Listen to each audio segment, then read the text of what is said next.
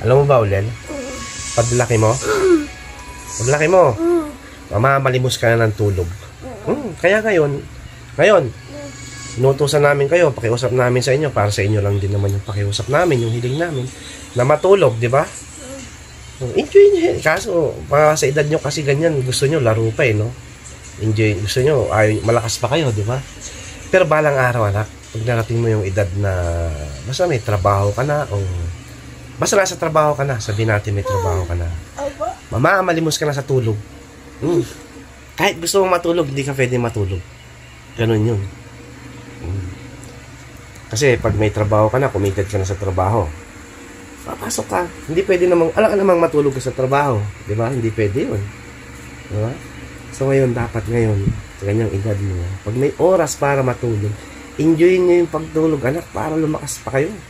Malakas yung enjoy nyo. Balang araw, marirealize mo yung sinasabi ko. Maalala mo to. Gusto mong matulog pero hindi ka makatulog.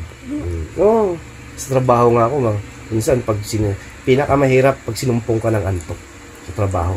Ang hirap, kontrahin yun. Ang gapoy tambal tuman. Yan ang walang gamot. Di ba? So, tandaan mo na, balang araw, maalala mo,